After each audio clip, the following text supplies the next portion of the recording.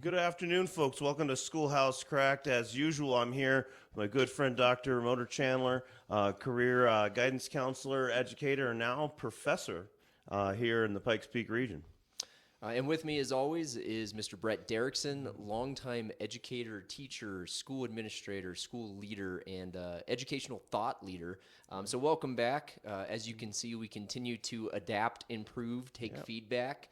And so hopefully our sound, our video quality are coming through loud and clear. We appreciate the feedback, and we appreciate your audience engagement and letting us know how we can do better.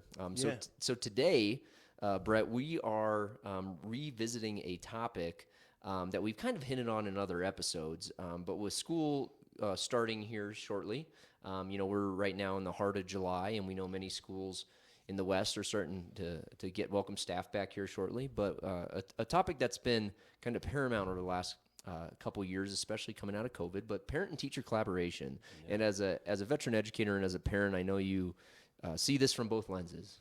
Yeah, for sure. Again, I always as you know, I like to go back. Let's go all the way back. So what memories, Marcus, do you have of your involvement or your parents' involvement, or how did they support your education? How did they step up to the plate proverbially if you needed help? What do you remember? God, that's a good question. Well, gosh, both my parents, career military officers, and so that's a different household you grow up in, and a different expectation for appreciation of school, engagement in learning. But I was kind of that typical kid where hands-off approach unless something came up, or maybe as a third grader I came home with a story that sounded a little odd and my parent maybe had a question. I think I remember in fourth grade, my whole class had managed to piss off the teacher, and that's in the days of marbles in the jar. Your class does something good, you get a marble in the jar. When the jar's full, you get a pizza party. Yeah. But if you really mess something up, you lose some marbles. And in this case, the teacher was so upset because we had treated our substitute teacher so poorly. She came in the next day and dumped all the marbles out of that jar. And we were just in shock. Like, you would think like our dogs all collectively died. And I remember going home and telling that story to my parents, and I'm going to misremember exactly what I said, but what I said must not have put that teacher in a positive light, an otherwise great teacher. And so my parents, rightfully so, I think at that point, knew they probably weren't getting the full story from their son, called the teacher, and the teacher clearly explained that we threw spitballs at the substitute teacher. So my parents said thank you and ended that conversation. And not only did I have consequences at school, now I had consequences at home. Yeah. And so that was one of those instances where my parents collaborating with the teacher was actually awful for me in the short term, but wonderful for my long-term learning, knowing that who I am at school needs to be the same person I am at home, and my teacher and my parents are talking to try to grow me as a human being. Yeah. So how about you? I know we've talked over the years about some stories and your parents, and specifically your dad, and kind of his real different approach into collaborating with teachers and talking about school. Yeah, well, I mean, not to get into it too much, but I come from a split home. I have three older brothers. I don't think any of us treated our education in K through 12 with an ounce of respect. If you weren't, I think we've all been guilty of that at some point. If you weren't an athletics coach, if you were a teacher, the Derickson boys were hard on the learning environment. Mm-hmm. That family communication often came first from the school.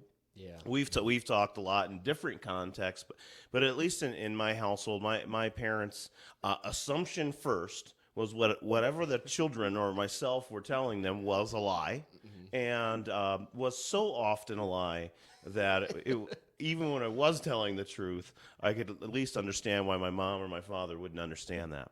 Again, with my father living out of state for a big portion of my secondary education, he needed to communicate with the school from long distance and try to find out ways to support my education and to be a dad from a long ways away.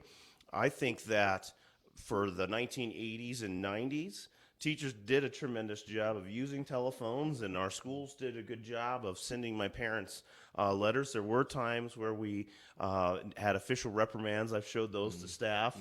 There are also times where we were celebrated for athletics or other things, and they did a really great job of mailing things home. I just bring that up because it goes back to that kind of digital timestamp that we've talked about. The digital divide, yeah. Yeah, and how things are accessible. I think one of the real struggles that we're seeing with parent and teacher communication is email, and how written communication can come across. How we don't understand each other's tone, we don't understand each other's intention, our language usage between teachers and families. I get to see as an administrator now not only the communications that I had between parents, but I get to see such a range because eventually I get copied on it or replied all or forwarded to, and really we could do a whole episode on best practices for email for an exchanges. email exchange. Certainly, but here's my tale from the trench today is I hope it doesn't come across in any way, shape, or form as being critical of a child, a parent, or a teacher. It is simply a context. At our school, we had a teacher who is really jovial and witty and gives a heap of feedback, of performance feedback. So many things this teacher does well to help students learn and grow on a daily basis. Exactly what you want in a great teacher. Absolutely. And just a sense of humor and a sarcastic sense of humor in middle school. My guess is that if he were a high school teacher, he might not run into any problems.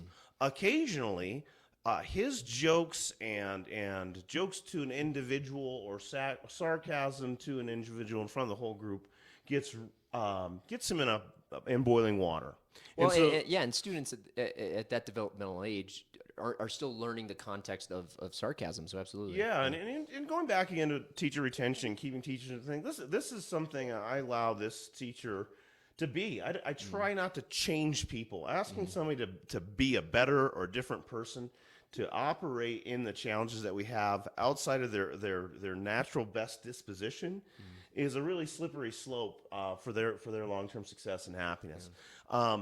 Never the tensions are never too berate or too hurt. Occasionally, just maybe a little bit sophisticated or poor timing. In this case, I get an email directly from a parent to me, demanding that the child be pulled out of the class immediately, even though this is the child's passion. Like favorite teacher probably too. Yeah. Well, definitely extending this idea that this is the favorite subject. This happened. It's irrecoverable. I want them out. This has gone. This is too much. A bridge too far. Right. And so I bring the teacher in, get the teacher's side of the story, and just simply say, email this parent because they emailed you. That you will be calling them and that you will be having a conversation as soon as you're available and have the time, place, and space to do so. At the end of the day, what I'm just simply saying, Marcus, is having a phone call with the parent, having a chance to let them hear your tone of voice, tell your story, is 110% better than explaining yourself, backtracking, or doing anything through email. Right. So if that's the tale from the trenches today, it comes with the first lesson, which is let's be people again. Whether you're a parent, you're a child, or you're the teacher, if you can get face to face, get face to face. If you can't, at least get voice to voice.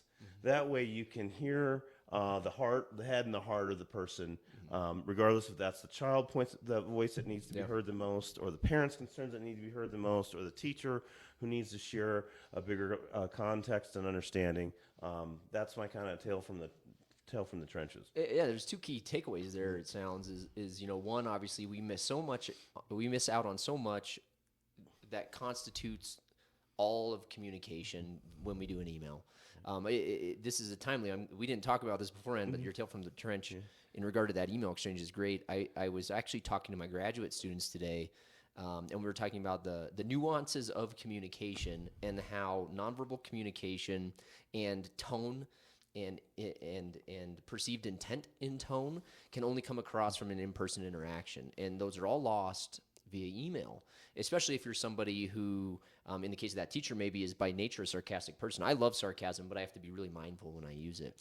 The other lesson is, it sounds like, and something that is an extension of this, is those emails that go back and forth. Like, I know you see it, by the time they get to your desk or email inbox, they're typically probably 2 or 3 or 4 replies between the teacher and the parent. And so at what point then, when that comes across your desk, then you actually intervene? Yeah, excellent. But that's, I would say, if I'm speaking directly to families, regardless if the communication is large or small, introductory or minor concern or first concern or major, it doesn't matter.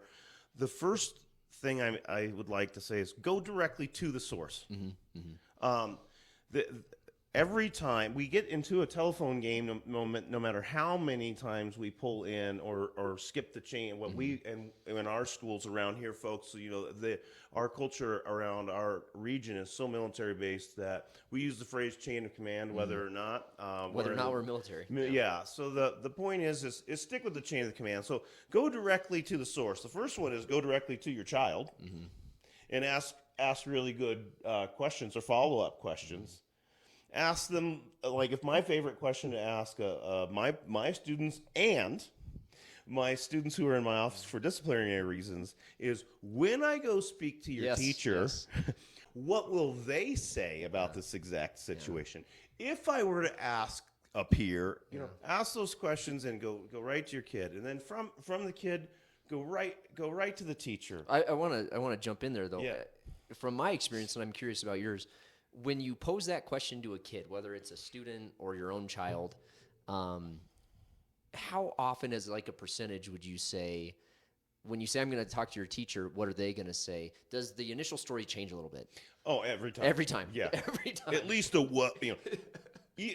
the very, like, of that kind of like puppy dog tweak of the head, like, there it is. What direction am I going to go with this one? All the way up to, well, I'm not exactly sure anymore. Hear me out, in the backtracking. So as a parent, you already come armed with a lot more information, both about the story and then knowing that you might not be getting the whole story from your own child. Right, and it doesn't make your child a liar. It actually doesn't mean they're not even leaving things out on purpose. It's just how they perceived the situation in the moment. Absolutely. Right, they're extraordinarily emotional. Let's just use sports, for example. You and I could be watching the exact sports game. One of us is really not interested in the outcome. One of us is heavily invested in one of the teams. Yeah. How does that change our perceptions of referees' calls? Yeah. I'm going to miss those referees' calls because I'm probably more interested in the commercials. Yeah. Exactly. Yeah. And the truth of the matter is, too, with the kid in their memory and with the teachers, they're going to remember how bad and egregious the play was when there was many more things going on. Well, and developmentally, you hit at a really important point there. If you or I as adults were in that same situation, we might have a better recollection of that event. Yeah. But developmentally, a preteen or a teen, when they're at the height of an emotional reaction to a situation, immediately go into protectionist mode, and their recall actually almost goes to zero because everything they recall is rooted in that emotion that they've assigned to that event. And so that's just developmentally, I want to remind both parents and teachers of, is that a student's ability to recall a situation as it happened is very rarely going to be 100% accurate because of the emotional reaction and emotion they've assigned to that event, knowing they don't have that scope of practice in emotionally tense situations as an adult does. So well, and after those follow-up questions, my suggestion is with my students and with my children, as that would be a better example. I'll say to my son, "Okay, I'm not judging your emotion. You're upset or you're hurt or you're let down. That's clear. Can I just get the facts in order here? When did you turn in the assignment, or when did you find out you had getting the order of events? Yeah, like, son, I'm going to talk to the teacher. It's going to be okay. I'm not going to attack them, and I'm not going to attack you, but I do need to be able to present the facts to them as you presented them to me, and allow them to present the facts back to me as in their order." So again, ask your children the follow-up questions. go directly to the source. But going back to your original question, by the time it gets to the administrator, at that point in time as a school, and this goes back to our last episode, I know we have a problem. Regardless if the problem started off as minor, or if there's a simple solution, or there's going to need to be a series of steps in order for us to repair things, by the time it gets to a third, fourth party, especially up that chain, what we know now is that we have a problem. And that's typically the problem. The original problem is no longer the problem. Right. Yeah. Now the original problem is the lack of communication or the Yes. perception of the communication. Yeah.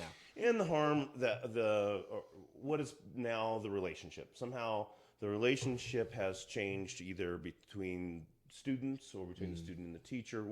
Whatever the concern is, we know that there's been a significant relationship change. That inevitably needs to be repaired. That has to be repaired. Relationship between student and teacher, student and parent in some cases, in more often than not, teacher and parent. Yeah.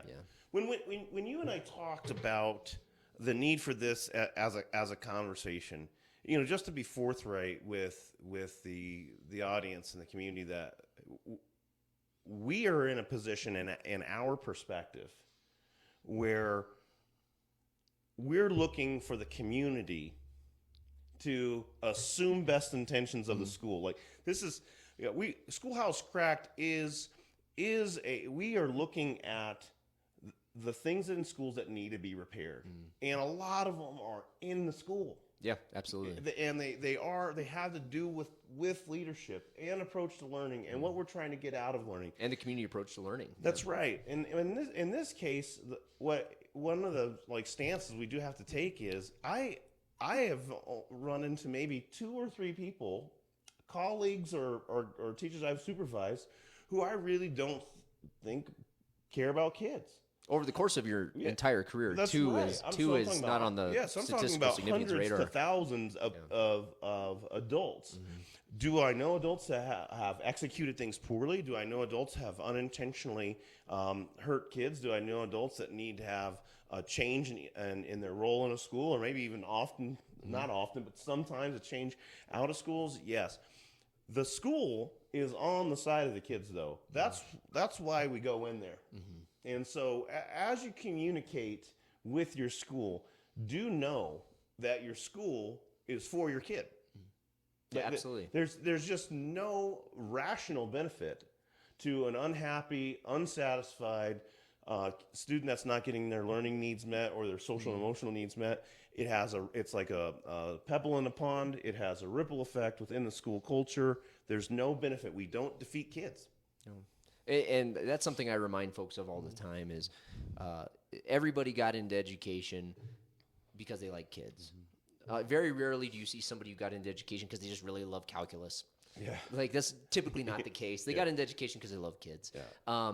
And so then that goes to kind of a bit to the advice from a teacher perspective. And, whenever I have a new or young teacher or a new or young counselor, that's something I always just wait for. It's a bit of advice that you can't give in advance because they're not going to hear it. Yeah. And it typically takes them stepping in the mud, stepping in it in a situation like this for them to finally hear the advice. But if you're going to send an email where you expect a response from a parent or you expect an ongoing dialogue via email, it needs to be a phone call. Yeah. For the sake of email in a school setting, stick to the facts. We have an upcoming test on Friday. Just make sure your kid gets a great night of sleep. Or, he has one missing assignment. I'll accept it for the remainder of the month. The minute you start to send an email regarding student observations of student behavior or observations of student peer interactions, you are absolutely going to get a response, and that response is almost never going to be in agreement. Yeah. There's always going to be some additional context, and that additional context is always best heard over the phone. Yeah. And so that's something I've seen in the course of my career, and I know, Brett, you've been in there longer than I have.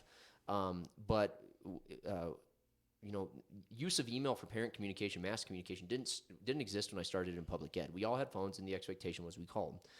And now we have these mass communication tools online through our learning management systems where parents, we as educators, send you these communications and you can send them back vice versa. So depending on where you're at, the phone in the classroom has died. The expectation of a phone in the department office or a phone in the teacher's lounge has died.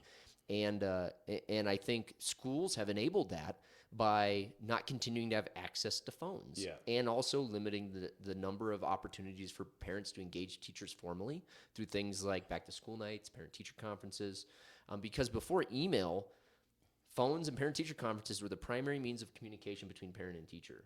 Yeah. And to just underscore that, if it matters, make it personal. Like, yeah, absolutely. I mean, I have that's a good way to put it. All kinds of threads with groups of friends or with my brothers in different places. But if I need to say something that really matters to one of them, I'm not going to send a mass text or mass email to all of them. Sometimes you just got to call your mom. Mm-hmm. And sometimes you just got to check in with your brother or your sister. And when it comes to your students, teachers, you will save so much time. Dr. Moore-Chandler has an important analogy that he uses as he leads students and teachers and everyone else about storing up your collateral. Mm-hmm. But communicating, one of the things you cannot do, teachers, here's one for you. Here's a just stop doing if you're doing it, or a never do if you haven't done it yet.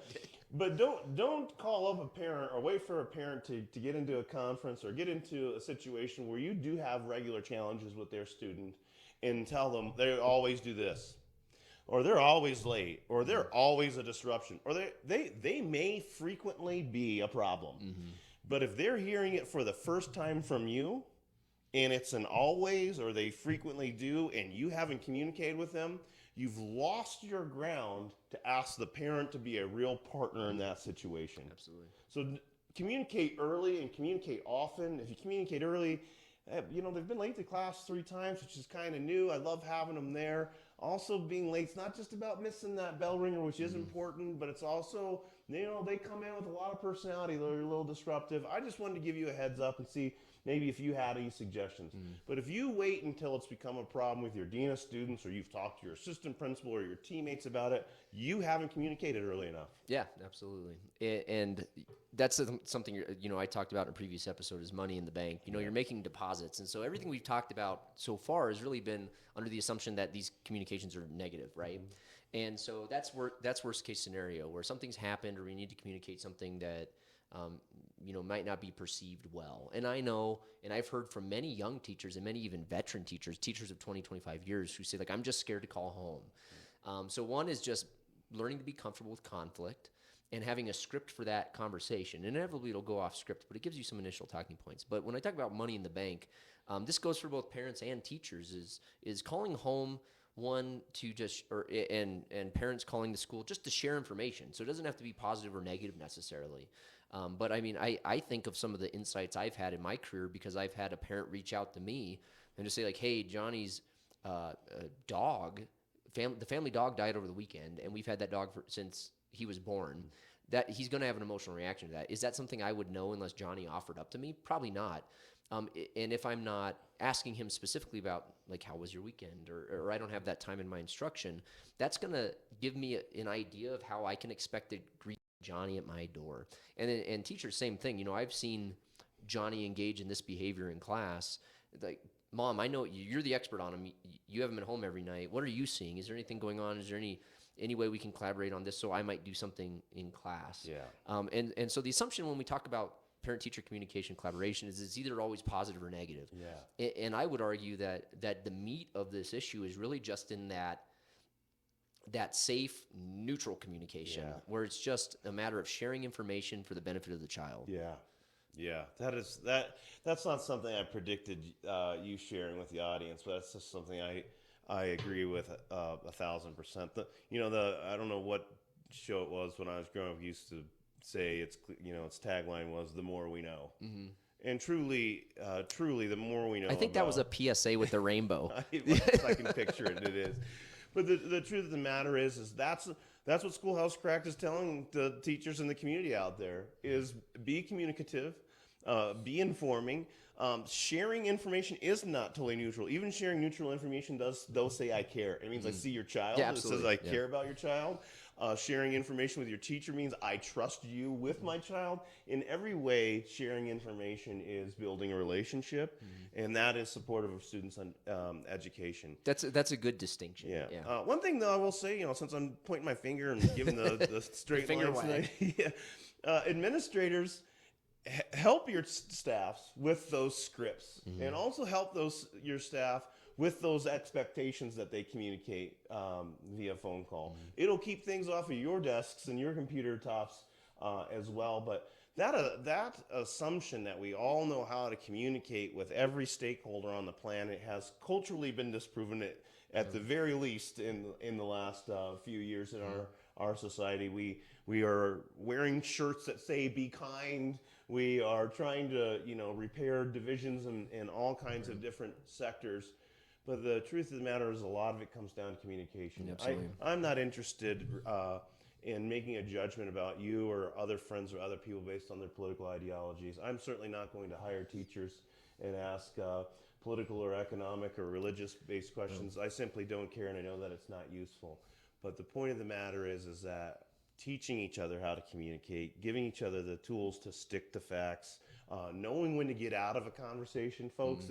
If you're being sworn at by somebody, it's a pretty good time to say, I really can tell that we're not having an opportunity to touch base right now. Can I check back in with you another time? Or my administrator will give you a call. Sounds like you have a real strong issue with me that needs to be addressed by my supervisor. But just knowing how to start a conversation, how to carry the middle, and how to end it, whether it's positive or negative. Yeah, and that's something I'll just hammer home and agree with wholeheartedly is just like anything else, when we're teaching kids or parents, you're working on building a skill at home or a character trait.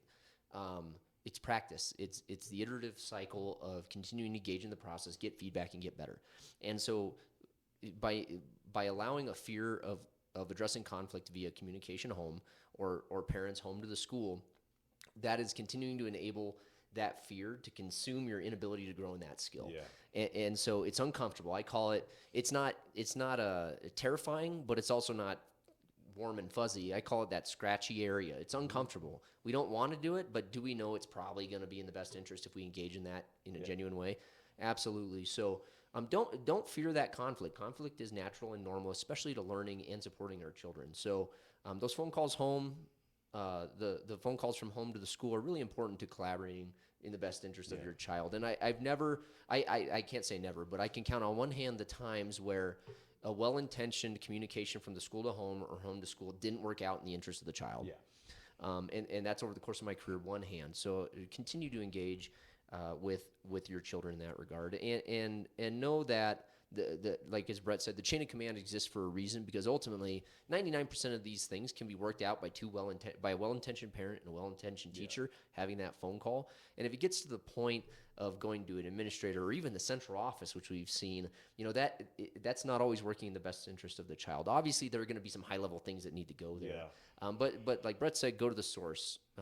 Teachers go to the parents go to the child. Yeah, and I'll say just a few bits more additional to that, just different pieces. One is, I always tell teachers, make the phone call home, and at the very least, if you have a friend or an ally in the future. So if you call home and you leave a message and they never call back, well, now maybe you do use their school resources earlier on. But at the very least, the very first phone call tells you whether or not you've got someone who's going to be in partnership with you with the child. Families, that's the same thing to your teacher. If you called all 7 of your kids' teachers, you're not going to feel great about all 7 people. That's something that we That's human nature. It is. Yeah. It is. But at least now I've got a real ally here. This person can not only help my child with this course in a secondary school, but maybe they'll be able to help them look after them in other areas. So again, make that initial phone call. The other thing is just a couple basic rules. One that we call the 24-hour rule. 24-hour rule. It's typical about like when you're upset with your child's coach or something, when emotions are high, when your child comes home, or maybe they text you right from class, especially if they text you right from school from class, give the teacher some time. There's several reasons why, and it's not just about being Just a teacher-friendly parent. just logistical reasons. Right, Yeah. right. They're teaching a bunch of different classes. They're not going to get back to you right away. Even if they've made a mistake that's not great for your child and you're sure of it, they still, if it's first period, they still have 6 classes to teach, and we still need them to do their best, throughout And the sometimes, day. yeah, so 6 classes. So Yeah. I know in your school there's a plan period and a professional learning community period. And so that's 2 periods where the teacher doesn't have students in front of them. Planning period, is 50 minutes that are available to them. And professional learning community time, they're actually planning with their colleagues in a formal community. So there is an expectation by schools to do that. So if I'm a teacher that has a first or second period plan, that means I'm teaching my classes the entire day. And then I might be a coach or a club sponsor. So the first time I'm even going to see that parent email is possibly 7 p.m. And so I might respond to that, during my lunch break tomorrow. Yeah. And so parents, please know that more often than not, the teacher's not avoiding that communication. They just haven't had dedicated time to respond to it in a meaningful way. Yeah, and they need That being time said, to if it's beyond 24 hours, then I might wonder what's going on. Yeah. Obviously they may be sick or absent, what have you. But once it moves beyond that, it is normal to expect that. And teachers, when you send that email home and you don't get a response, same message is there's a lot going on at home. Parents are working, parents have childcare needs. And so just giving each other some grace as parents and teachers, knowing that our communications may want to be responded to, but that can't always be the case just because of the way life, our schedules, and the structure of a school day work. Yeah, and call and leave a message. Yeah. It doesn't have to be a long message, but we all know it. My phone rings right now, and it's somebody who's in my contacts. Now I start the decision-making process of, do I have to pick this up? Mm-hmm. Do I not want to pick this up? Can this wait? But if it comes across as a number I don't recognize, I'm not going to answer it. I'm not going to answer it. I'm tired of hearing about my car's extended warranty. Yes, yeah. Exactly.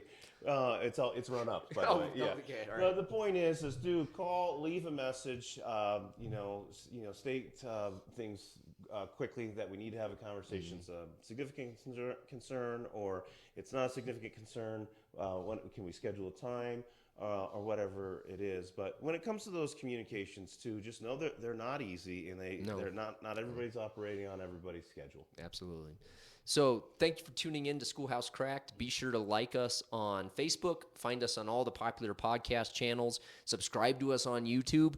Stick with us for our next episode. We are going to be getting into kind of a hot topic with an increase in COVID rates, is COVID in public schools. We've been dealing with it for several years. And from the data and research we're seeing going into the fall 2022 school year, it's still going to be something that educators have to be thinking about. All right, let's be kind and let's communicate. Thank you, folks. Thank you for tuning in to Schoolhouse Cracked. We'll see you later.